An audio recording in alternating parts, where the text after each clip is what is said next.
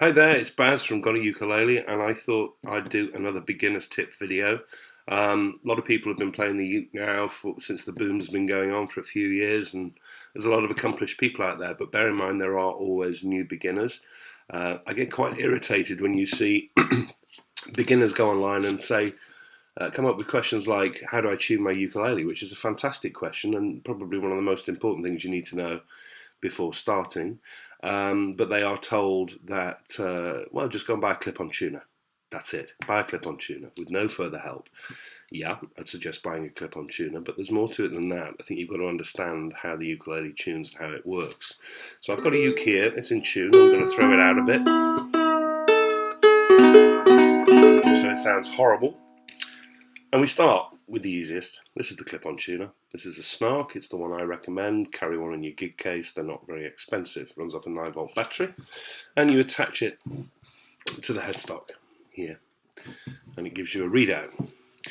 So, the ukulele is tuned GCEA in standard tuning. And it's actually, that GCEA mnemonic is actually the wrong way round, because the first string is at the bottom and the fourth string is at the top, and the first string is the A, so it runs actually backwards. So G, C, E, A, 4, 3, 2, 1. The other complication beginners will find is that the G string in standard tuning tends to be tuned in what we call re-entrant tuning, and that is to say that it's higher than the G. It's still a G. A G is a G is a G. If you look at a piano keyboard, there's lots of G notes, keys rather.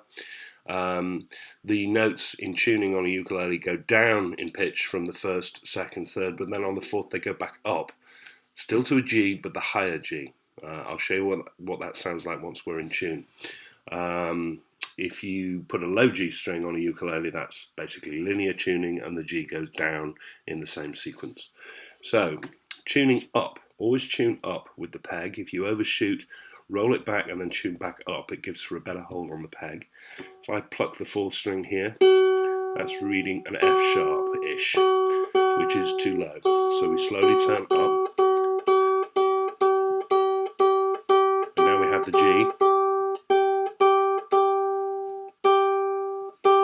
and we're in tune. Same with the C, which is reading just higher than a B.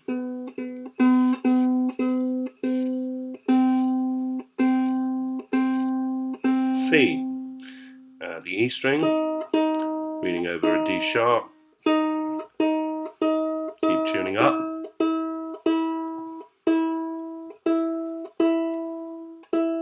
E, and the A.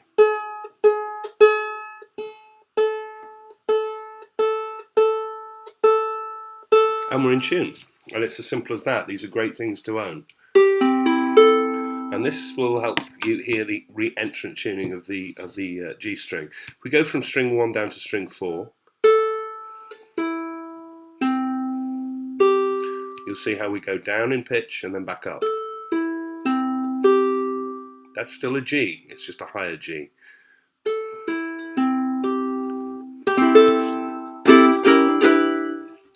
Now, what happens if you haven't got a clip-on tuner, or your clip-on tuner battery fails, which is quite a common occurrence? What else can you do? Well, there are some websites out there that will give you reference pitches, and you can use your ears to tune to. Now, that's a bit of a trick that's well worth learning. Accomplished musicians can tune instruments, many accomplished musicians can, without a tuner, and that's just because they know what the pitch each string should be at with their ear. Now, you're not going to get that as a beginner unless you've got perfect pitch, which is quite a rarity, but it does exist. But if you can be on stage, you could tune to another ukulele that you know is in tune, or to another instrument, to a keyboard, for example, that can give you some of these notes that you need. As I say, websites are out there and apps on iPhones, Androids, that kind of thing, that will give you reference notes.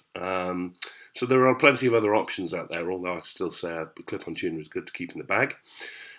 But if you've got none of those things, your electricity's gone, you've got no iPad, you've got nothing, you've got no other instrument, well, you could also tune the instrument to itself. That doesn't mean it's going to be in tune for going off and playing with other people, but if you're stuck in a hotel room or something like that and the uke's gone out of tune, you've got no tuner with you, what can you do?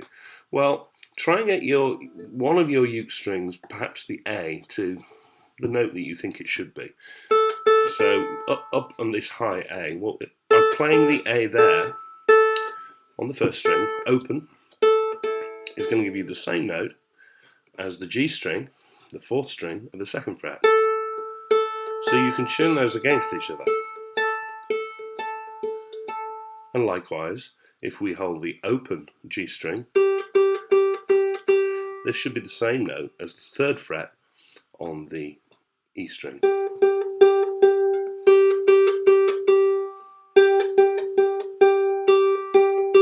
And likewise, the open C string can be found at the third fret on the A string.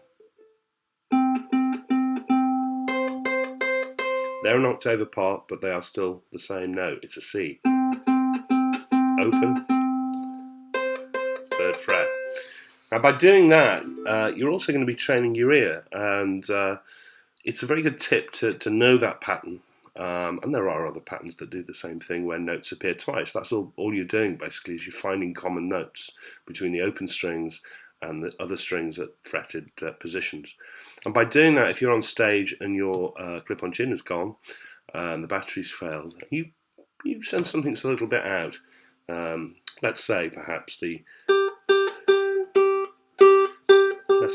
E string is sounding a little bit odd in some of your chords. Just hold it at the third and test it against your G. And in fact, if we throw that out, so there we are, sounding flat compared to the G. So we can take it up.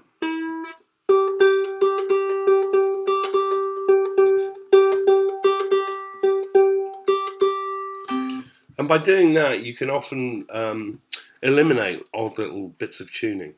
So to sum up, certainly get yourself one of these things. They're cheap, they're great. There are better tuners out there. You can run on pedal boards, that kind of thing as well. But I've got those, but I still have one of these in the gig bag. It's a great backup. Pitch pipes can be bought. Reference tunes on websites can be found. You can tune to another instrument using your ears, and you can tune the instrument to itself with that little trick that I showed you. So there we go. Don't get too stressed about it, but I would certainly recommend that you spend some good time working on your tuning of the instrument, because it's absolutely fundamental to happy play. It's not particularly complicated, but do listen.